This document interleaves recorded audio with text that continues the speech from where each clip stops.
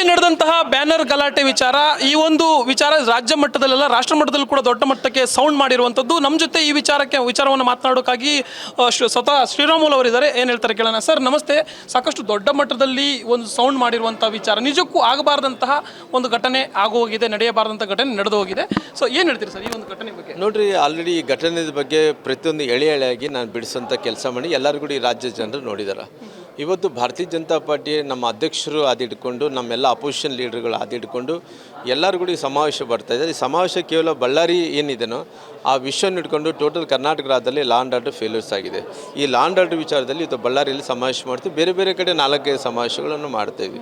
ಹಂಗಾಗಿ ಇವತ್ತಿದ್ದಂಥ ಪರಿಸ್ಥಿತಿಯಲ್ಲಿ ಅವ್ರನ್ನ ನಾರಾ ಭರತ್ರೆಡ್ಡಿಯನ್ನು ಅರೆಸ್ಟ್ ಮಾಡಬೇಕು. ಈ ಕೇಸ್ ಏನಿದೆ CBI ಕೊಡಬೇಕು. ಯಾಕಂದರೆ CIDದಿಂದ ನ್ಯಾಯ ಸಿಗಲ್ಲ ಅನ್ನೋಂಥದ್ದು ಗೊತ್ತಿರೋ ಕಾರಣ ಇವು CBI ಕೊಡಬೇಕಂತ ಒತ್ತಾಯ ಮಾಡ್ತೇವೆ.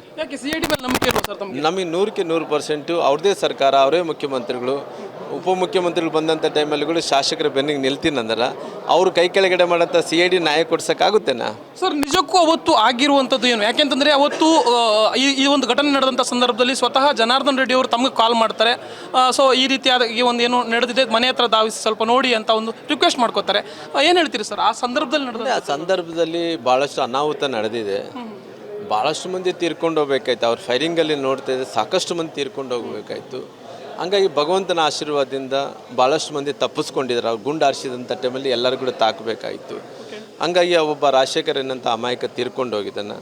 ಇವತ್ತು ಅವ್ರ ಕುಟುಂಬ ಕೂಡ ನ್ಯಾಯ ಕೊಡಿಸ್ಬೇಕು ಅಂತೇಳಿ ಪಾಪ ಅವ್ರ ಕುಟುಂಬ ಕೂಡ ಕಣ್ಣೀರು ಆಗ್ತಾಯಿದೆ.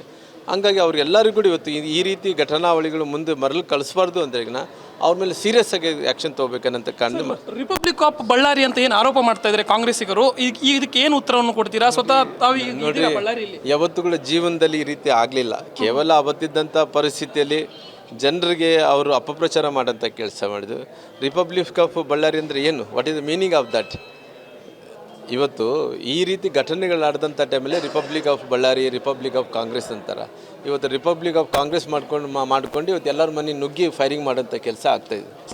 ಸರ್ ಒಂದೇ ಫೈನಲ್ ಕ್ವಶನು. ಶ್ರೀರಾಮನ ಬಂಟ ಹನುಮಂತ, ಅದೇ ರೀತಿ ಜನಾರ್ದನ್ ರೆಡ್ಡಿ ಅವರಿಗೆ ನೀವು ಯಾವತ್ತೂ ಕೂಡ ಹನುಮಂತನ ರೀತಿ ಇದೀರ. ಆದರೆ ಈ ಒಂದು ಏನು ಕೆಲವೊಂದು ಭಿನ್ನಾಭಿಪ್ರಾಯಗಳು ಇತ್ತು, ಈಗ ಒಂದಾಗಿದ್ದೀರಾ? ರಾಮ ಹನುಮಂತನ ಹೋಲಿಸ್ಕೊಳಕ್ಕಾಗಲ್ಲ. We are friends. ಅಲ್ಲ ಸರ್, ಈಗ ಒಂದಾಗಿದ್ದೀರಾ? ಈಗ ಹೇಗಿದೆ ಅಂತ? ಎಲ್ಲರೂ ಕೂಡ ಮುಂಚೆ ಕೂಡ ಒಂದಾಗಿದೆ, ಇವತ್ತು ಕೂಡ ಒಂದಾಗಿ, ಮುಂದೆ ಕೂಡ ಒಂದಾಗ್ತೀವಿ. ಯಾವತ್ತು ಬೇರೆ ಆಗಿಲ್ಲ. ವೀಕ್ಷಕರು, ಇದಿಷ್ಟು ಶ್ರೀರಾಮುಲು ಅವರ ಮಾತು. ಕ್ಯಾಮರಾ ಪರ್ಸನ್ ನಾಗರಾಜ್ ಜೊತೆ ಜಾಯ್ ಲೈಗೌಡ್, ಸ್ಪೀಡ್ ನ್ಯೂಸ್ ಕನ್ನಡ.